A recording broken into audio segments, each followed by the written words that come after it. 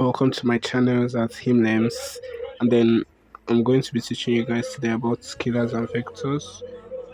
So we're going to start with the definition of scalars. What are scalars? Scalars are physical quantities that have magnitude but no direction.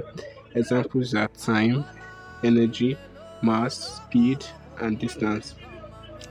What are vectors? Vectors are physical quantities that have both size and direction.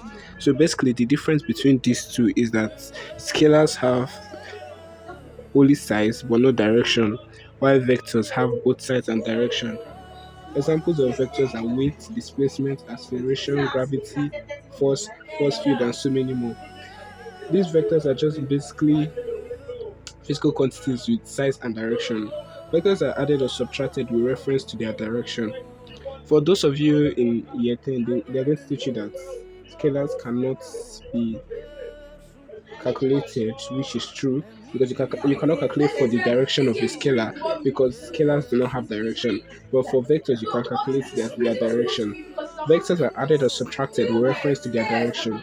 Vectors, when traveling in the same direction, can be added. For example, the vector P and the vector Q. So to get the resultant of these two vectors, you add the vector p because as you can see they are arrows, it means they are traveling in the same direction. So you add these two vectors, vector p and vector r, which is 6 and 8, and your resultant is going to be 14 kilometers per hour. While then we have vectors traveling in the opposite direction should be subtracted.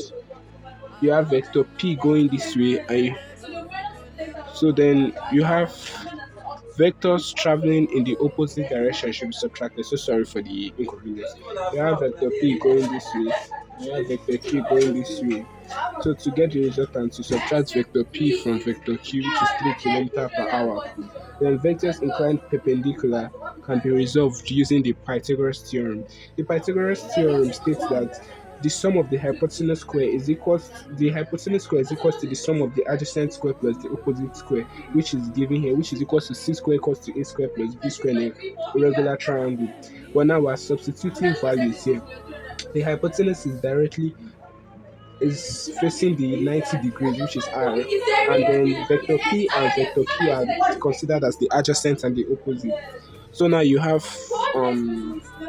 where r is the resultant, you have r square equals to p square plus q square, substituting values because I said you have c square is equals to you have c square equals to a square plus b square.